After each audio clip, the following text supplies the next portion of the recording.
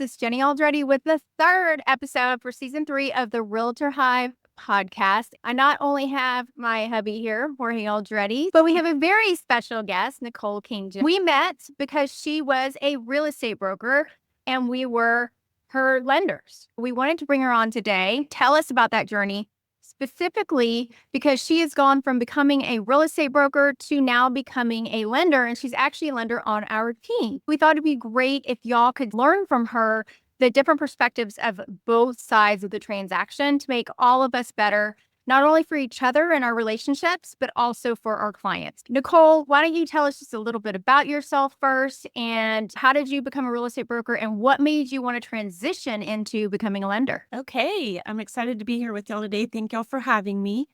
I actually was a licensed social worker and decided that I wanted to be at home and homeschool my kids 15 years ago now.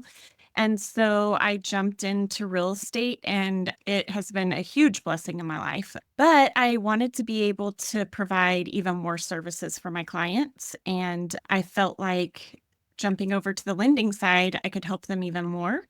Also, I'm about to be an empty nester, so this way I can have a little more freedom to go visit my children.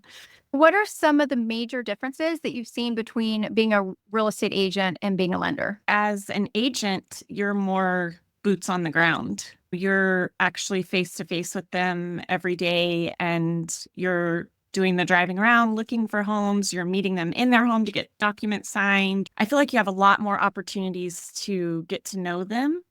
Whereas on the lending side, you are really working hard to make that work the best for them.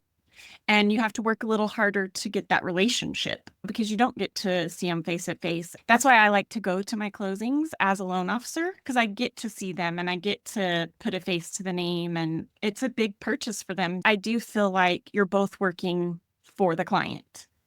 It's just one of you is finding the home and all of those things. And the other one is making sure that they secure that home in the best way possible. And I agree with that in the sense as a loan officer, you truly have to build that rapport pretty quick on the phone, just because we don't have the opportunity as agents. They're the ones that have that relationship. They build that rapport immediately. They trust the realtor with everything, right? To the point it's like, hey, the loan officer said this to me. Is this true? Those are the questions that clients are asking the realtors. And that's why it's important to partner up with agents that really trust you so that they can have your back, because they know they're going to be taking care of you. But that's a great difference there. That's a good point, actually, because as a client comes to a realtor and they say things like, my LO said this, is this true? Or maybe they stress out because they misinterpreted something the LO said, or maybe they understood it perfectly and it was just stressful. What are some ways that you feel like now, seeing it from the LO perspective, that a real estate agent can handle that on their side to help calm the client down or make sure they can move forward in a way that is really good for the client and the least stressful, but they're still making sure that they're getting the information from the loan officer that they need? Like, what could be some scripting or words that the realtor could use in that case? I'm not sure about scripting, but I think this is why it's so incredibly important that communication is so good between the loan officer and the realtor and the clients, because when you're keeping those communication lines open, your trust is also there. Oftentimes, I've seen agents jump into the emotions with the client instead of being the steady, like we need to be as an agent, and the reassurance and everything, and always just reiterating, let me go find out for you. Let me go to the loan officer and get some clarification for you. The real estate agent really is a mediator in those situations, and a mediator needs to remain calm and know that if you have referred one of us as your loan officer, you can trust us. And so coming back to get the correct information for the client and just keeping that client reassured that if they referred us, we're trustworthy. Now that you're on the lending side of things and you have a lot of friends that are real estate agents, your point of view on a real estate agent referring 3 lenders, because typically it's what everybody teaches, right? Brokerage, they teach you for the most part, okay, you refer 3 to 5 LOs. You just want to make sure that if you refer an LO and they fail to do a great job, they're going to come back to you. Like the fear factor, right? It's like they're going to come back to you and you said, hey, you referred this lender to us. And if you provide 3, they can choose. But as I build trust with realtors, all they say is, here's my trusted lender, Jorge. You can choose to Google whoever you want, but here's who I trust to do the business with. But most agents continue to do 3 to 4 people on the list. And it's important if that's going to be the case, that we're number 1. So how do you feel that now that you're on the lending side, that is the case with most agents referring, 2 to 4 agent and 2 to 4 close at a time? I think there's a couple of things in that. First of all, when I was just an agent and y'all were my lenders, you were my preferred lender because, number one, I knew you were going to take care of my clients.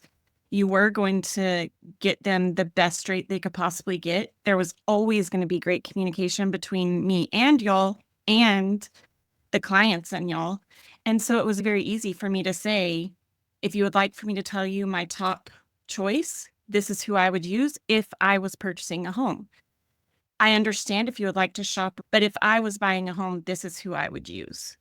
I think that being on the lending side now, obviously I would prefer to be the one that you refer to your clients first because I know that I'm going to take good care of them. I know there's going to be good communication.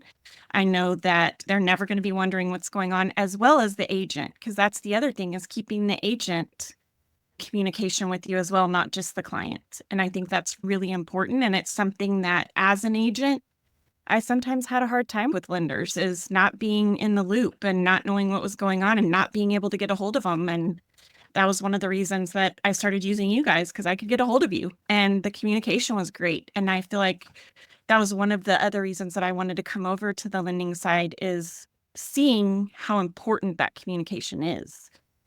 It's not because we failed to communicate with you. You're like, I can do it better than the Aldretes. I'm going to be a lender myself. We just wanted to be on your team. I had FOMO. No, it was very easy for me to refer y'all as my preferred lender. And I want to be that same thing for agents. I want it to be very easy for them to say, she has integrity, she's trustworthy. If I refer you to her, she's going to get the job done the best for you.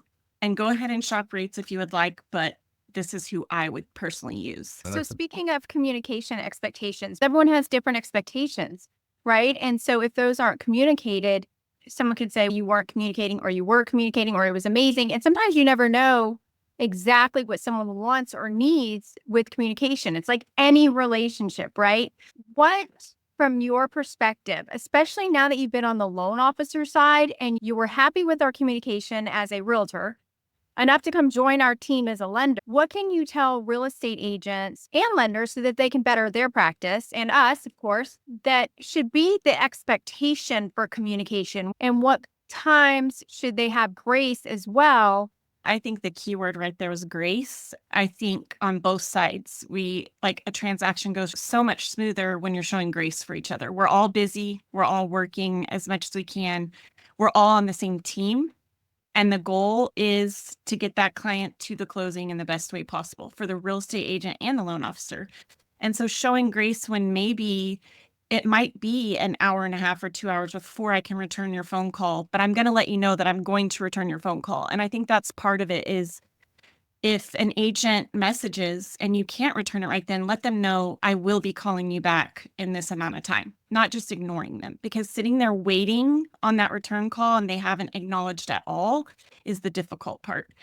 But also with agents, we have information that we need in a timely manner, understanding they're out showing houses. And when you're right in front of a client, being on your phone looks rude. So you can't be returning those text messages and phone calls while you're showing homes and while you're at lunch with them or trying to make a decision or sitting at the table with them. But understanding that the loan officer, when they need information too, you can't wait days to get back to them because the loan is on a timetable. And I just feel like for both sides, giving that grace to each other, but also for loan officers, understanding that agents do need to hear from you on a weekly basis when there's something in the pipeline. And it definitely, as important timelines hit, which is something I love about CrossCountry, because everything is already notifying the client and the realtor. Every time there's an important thing that happens with that loan, it's notifying them, and I really appreciate that. But doing those follow-up phone calls with the agent to make sure they got it, make sure they received it, make sure they know what's going on, and as well with the client. But I think also on the other side, the agents, if anything changes, if they have information for the loan officers that's important, that they need to handle that in a timely manner as well. I've definitely seen that a lot of issues come when it comes to communication, just from simply people making assumptions. And it's not making assumptions with a bad intention. It's making assumptions based on your prior experience or your knowledge, and usually because you have a lot of experience or knowledge. And so just being willing to ask a few more questions and not assuming that the person on the other side of the transaction is thinking a certain way or making a certain decision or understands what you're trying to say.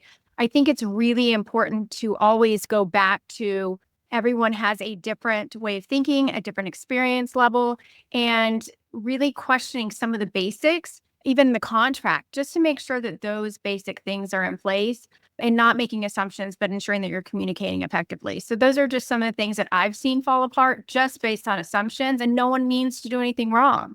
If you need to reach your loan officer, call them. Like, they're always wanting to help or give information. There's no harm and no foul in calling them for updates or vice versa, right? Like you said, provide grace. I think it's important for agents and LOs to, communication is just so key, and for them to understand I haven't been the best at, hey, I'm going to follow up with you every single Monday or every Tuesday. Why? Because the funny thing is you say, hey, every Monday we're going to update, but you're updating them Monday, Wednesday, Friday, whatever things happen, the milestone. And so sometimes, I communicated with them on Friday, and then the next week comes around, Tuesday comes around, Corey, I haven't heard anything, whatever the case is. So it could happen, right? Or where we're at with this appraisal. And I always tell agents, like, hey, I want to update you as much as I can, but you've seen it on the lending side. Sometimes it's the calls, the applications, working the files, the talking to underwriters, the little things that can happen, fires being put out, and all of a sudden your day goes away. But you get put sometimes in tough situations that you blank out and you didn't return a call, or you didn't typically text. For me, I don't miss a text for the most part. It's very hard for me not to see them, because it doesn't matter if you're busy, you're working with a client or with another agent or whatever the case is, but you see it, right? And I leave it on red so that I can get back to it. But man, I've improved so much on just answering, right? Just making it a point, just answer, hey, I'll call you back as soon as I get a chance. I'm tied up. I'm in meetings all the way until 3 p.m. I'll call you as soon as I can, or if I can escape. But I think one of the things that has been tough as well was just that expectation, right? I think in some cases from agents to LO said, okay, I called you, you hadn't responded to me, you're out. And I experienced that a lot at the beginning.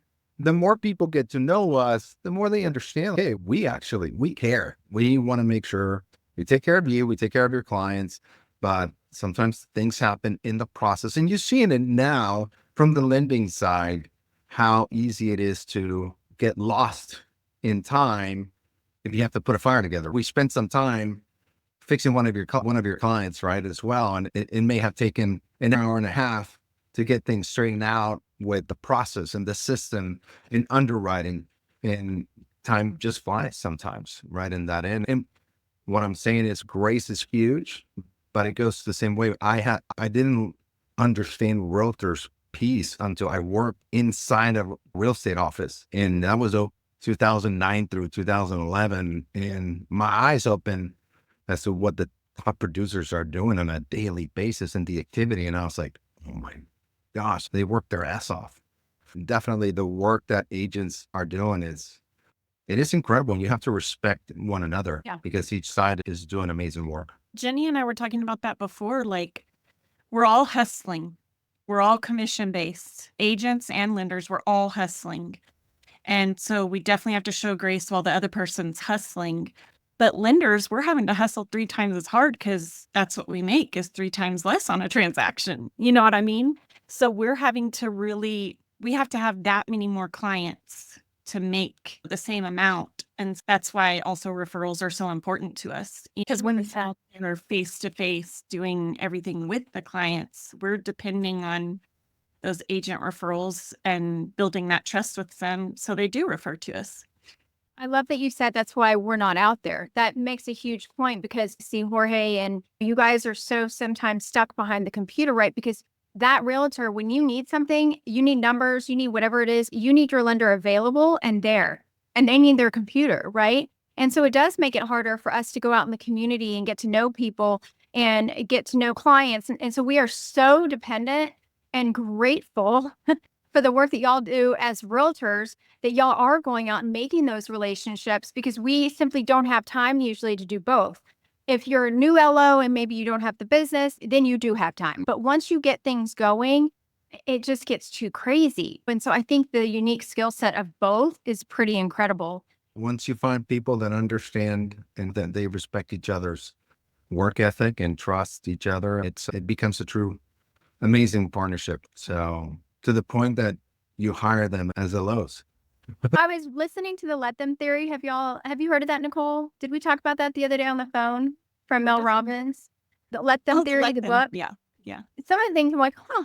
But most of it, like, I really love. And so I know that one thing that's really hard in this industry is you can't control people's reactions, the lender's reaction, the realtor's reaction, the client's reaction. And something I'm really trying to work on, and I don't know if you've struggled with this, if you struggle more with it on the lending side, on the realtor side, or if you just always been cool as a cucumber. I feel like you're pretty chill in a lot of ways, or you are chill and then you come home and you let it out. I don't know. But I love it because it says, like, when we're talking about communication, in the end, you're never going to be able to make everybody happy, or things are going to go bad. And specifically today, I was listening how not everyone can control their emotions. They're emotionally immature. I don't always handle my emotions right. I'll shut down sometimes. I will get angry. Like, everyone's different on how they handle their emotions. And I'm trying to get better at it.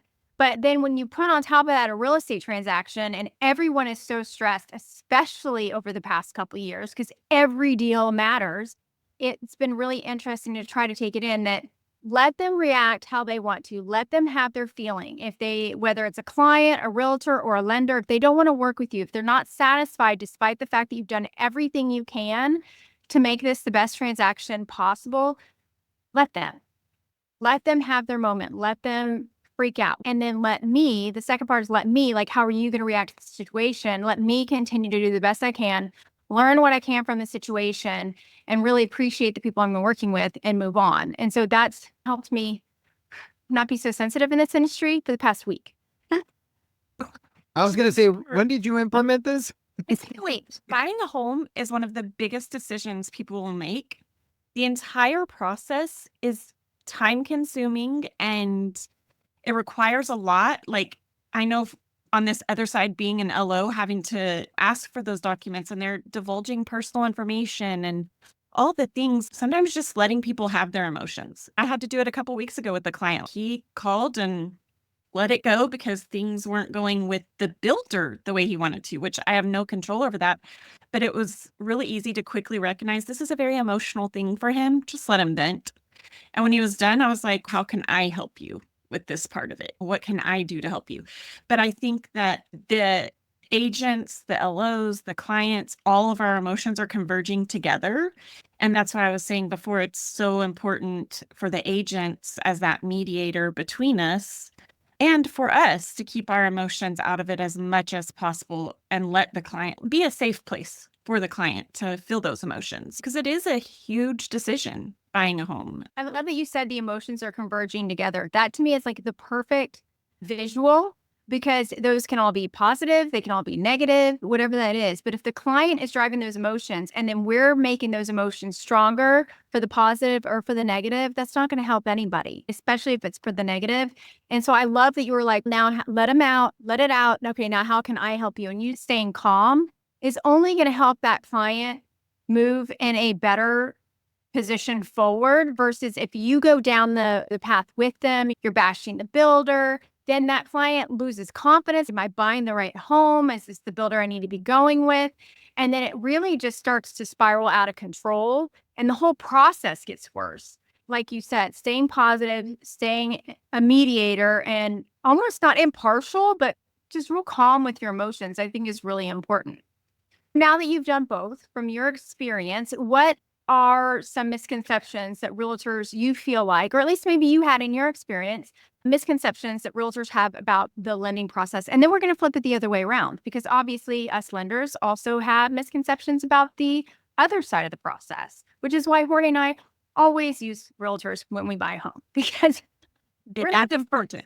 yes, please tell us your experience. As an agent, you learn the basics of lending, and you can answer a lot of those questions for your client without having to call the lender every single time. But I thought that would make for just this easy little switch over to lending. There is a lot to learn on the lending side there, and especially at CrossCountry with all of the different types of loans that we offer. There is so much information.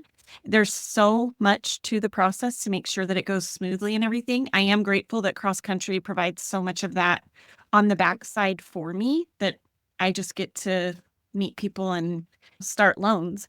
But I do feel like just recognizing that if the loan officer doesn't just take an application and throw it in a bin and it just goes from there, like they are staying on top of so much. They're having to do so much in the background.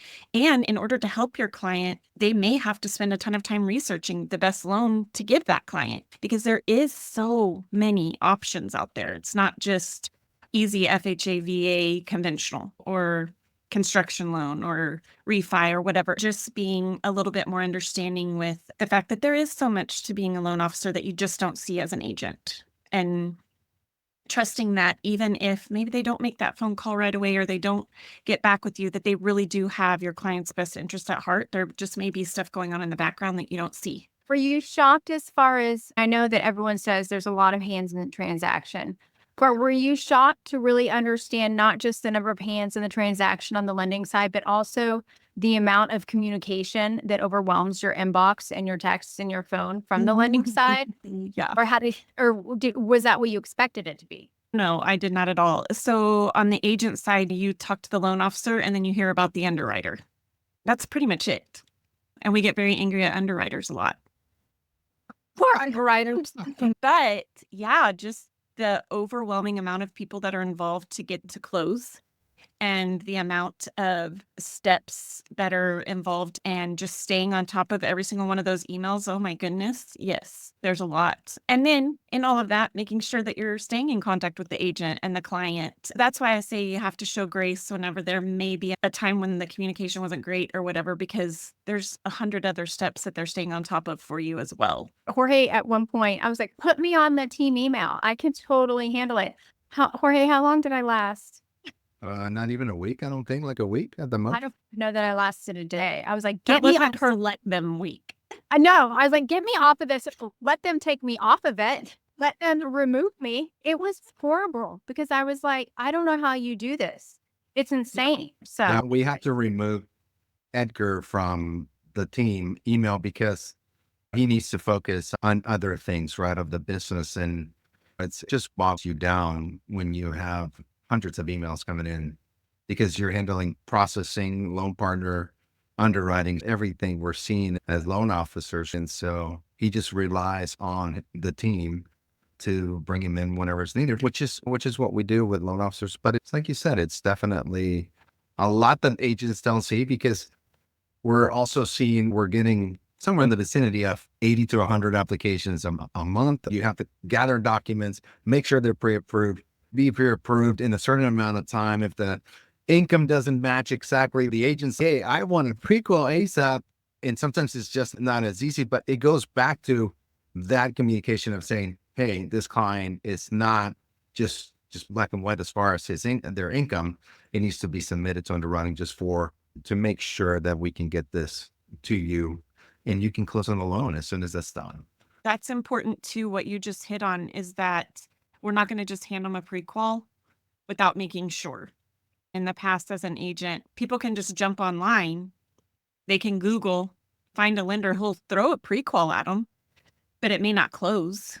Correct. And then everybody's out money and everything. And I think that's one of the important steps that we do take, is we do not hand that out unless for sure and for certain they are pre-qualified. Agreed. Now you understand how critical it is from us to look at every single detail, right? So that you get your commission as an agent, right? And we made that mistake at the beginning of our career, right? You get prequel letters because you rely on the information the client gave you over the phone, but then come to find out 40% of it was commission. They've only received it for a year or 6 months or whatever the case is, right? And it doesn't meet those traditional guidelines. So it's so critical that we're providing pre-approval letters to agents. I feel like asking buyers for information is like when my doctor asks me questions when I go to the doctor. Like, so how long have you been taking this medication? Like maybe 7 months or so. We're going to need to see a little proof. What's your dosage? Maybe 20. I don't know. So I think it's good that y'all probably double check. I was going to say, this takes you back to how important it is for loan officers to follow up. The follow-up, it's so hard on any side of the transaction, from real estate agents to their clients, to their leads that they had for a while that they don't follow up. And sometimes we as lenders don't follow up perfectly to the clients or we made the mistake. I am still being judged by stuff I did in 2023 when I wasn't in the process that much. And I screwed up because I wasn't as involved as I am today. And I feel bad because we had some great agents that we work with, but through the process that my communication wasn't top tier and they deserved it. And we talk about this constantly. We need to improve on our follow-up. We need to make sure we're just the best that we can be on it. And we continue to talk to even top producers that they're doing $200-300 million a year. With what are you doing? Like, I need to know, when do you follow up? What do you say? Like, how often? Because I want to perfect that part for agents. What's the time I'm telling you, Jorge, you've improved in that though. I have improved. For sure. But it still I think needs getting out of leadership, rearranging the team and having him and Edgar work together and take things off of their plate. I think it's like anything. I think when you realize there's a problem in your business, you have to stop and say, what are some solutions that we can put into play here? Try those solutions and see if they work. And for a long time, we were either running way too hard and fast because of the market. And then as much as it was terrible when it slowed down, that gave us time to try to find some of the solutions. And so I appreciate you saying that because we've really been working hard at it, like for real. Good job, Jorge. Thank you. Well, I'll tell you one thing that it was one of the biggest things that when I was getting calls from agents, even back then, because I wasn't more involved in the leadership part of it, was, Jorge, I know you're busy. I just have a quick question. Jorge, I'm like, no, but I'm available still. But it was the perception that they received of me as I was almost like non-existent in the transaction. And I felt horrible that was the case, because I even learned this from Ron, right? The CEO for CrossCountry Mortgage. When he flew us over to corporate office, he met with us for dinner, spent time with us. And we're not that big of a team compared to the rest of the nation, right? They did $42 billion and we're a $100 million team. And I told him, I was like, hey, thank you so much for meeting with us, for taking the time. And he's, you don't have to thank me. This is my job. If I'm not doing this, then I'm not doing my job. Like, my job is to bring in LOs to the company. That is the whole purpose of why we exist. And so I'm like, if a CEO of a $42 billion company has the time to spend with you, I'm like, why is a loan officer not going to be able to spend the time with their agents for them to feel like you can count on me to answer every call, every text, right? And respond in a timely manner. So it was an eye opener. Honestly, when we met with them last year, it was just like, it's impressive, right? That no matter how busy things can get, they're like, hey, we're here. We're here for you. That's been the most important thing for me switching over to the lending side, is just really making sure that I'm doing well in my communication. Because I felt like on the agent side, there was times where that was not there. And it can make you feel like because as an agent, your job is to protect your client, period. And so if there's not good communication, you get to that point where you feel like you can't protect your client. And who does the client see? The agent. They don't see the loan officer. They see the agent. The agent takes the fall if something falls apart. So that's why I feel like on the agent side, it is so important for that communication with the loan officer so that they know that they can protect their client. So on the flip side, what are some of the misconceptions that you feel like lenders have with realtors? For one thing, what I have heard, I just don't think they understand the amount of time that goes into getting that one contract. I've had people that I've shown houses for 4 and 5 years before I get that contract. Yeah, no Oh kidding. my God.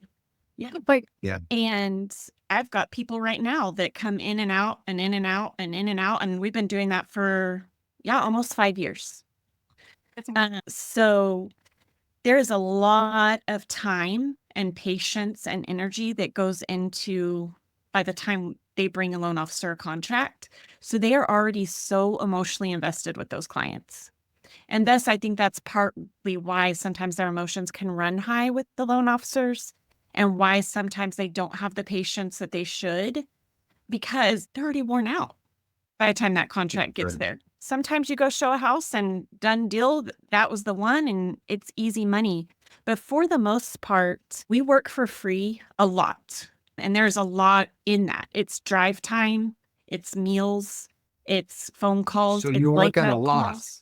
Yes, I think people see agents and think they just make so much money.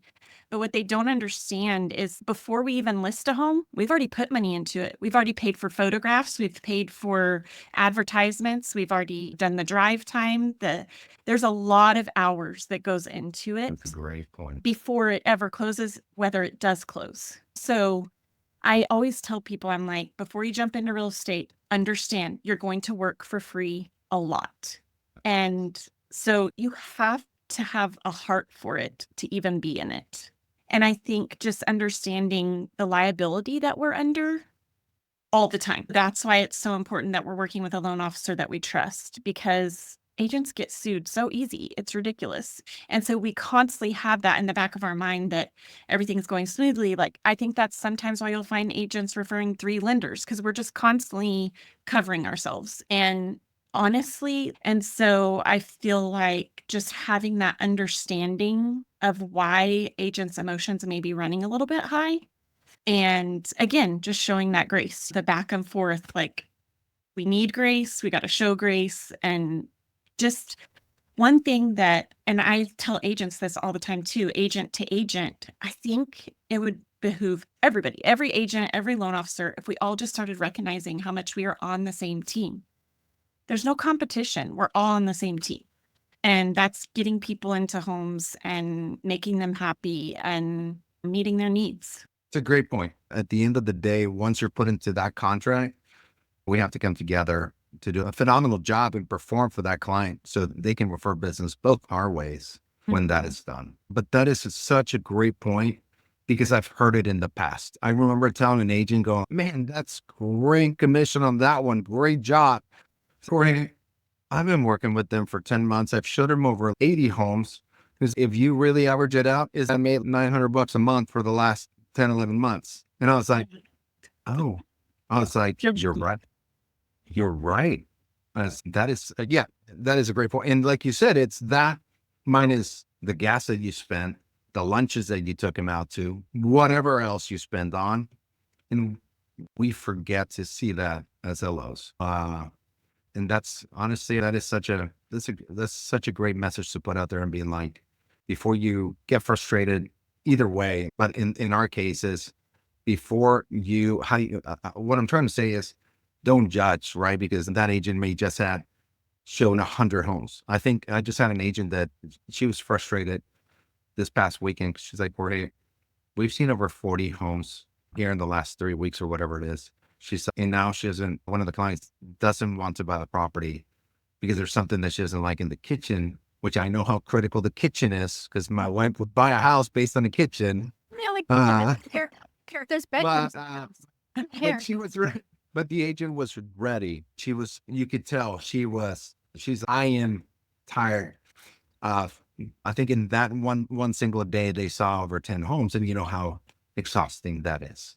After everything that you've learned and the experiences you've had on both sides, what does a truly collaborative relationship look like between a loan officer and a realtor in the perfect world? Oh, in the perfect world, that I'll start off with, that I think obviously as loan officers, we want agents to refer to us, right? We want them to trust us and refer us. We want to be their number one referral partner. That's part of the collaboration. One thing that I loved as an agent, and now I can provide, now that I'm a loan officer with y'all, is the Realtor Hive. Because I think that's what makes working with CrossCountry a truly collaborative experience because typically realtors refer to loan officers and what they get in return is a closed transaction. But working with us, what you get in return is the Realtor Hive where your marketing is being done for you. You also get Total Expert, the app that I said at an open house the other day, and anybody that signed in, the agent automatically got their information. I got their information, and they're on a feed then. They're getting information on mortgages without us having to do anything. And that's just the minimal on Total Expert. Agents are jumping on there and getting flyers for their houses with the information already on there. And it's truly collaborative because everything is co-marketed. When the house closes, that person is getting information with the agent on there and the loan officer on there for years after that. And I feel like that's what true collaboration is. It's a give. And in that is also give on communication. The agent can't come and get angry at the loan officer when something isn't done if the agent didn't give them the information that was pertinent. And just like we've said so many times on this, the communication. I could just hound that in because on the agent side, I knew how important that was. And when it was missing, it was detrimental.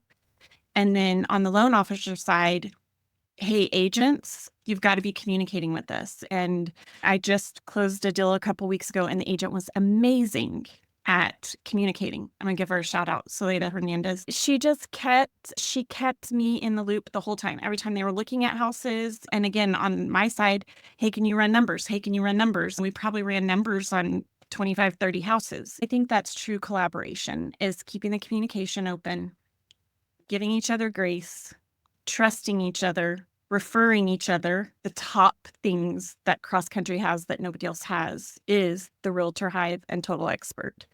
It helps us to be able to give back to the agents, not just taking referrals. And it helps their business to grow. Every LO and every agent out there that we just need to continue to support one another because it's not an easy business, not an easy industry to be successful at. It's great to pass as much information as we can to agents and LOs so we can all improve. I'm always open to it because I'm not afraid to learn from my mistakes, right? I don't get offended if somebody goes, Jorge, man, this happened during the transaction. Next time, I would appreciate to say, next time, can you just make sure that this is done better or addressed better? And I'll be like, absolutely. Like I make an immediate mental note because it's such an important, critical message that I just received to what's important to that agent.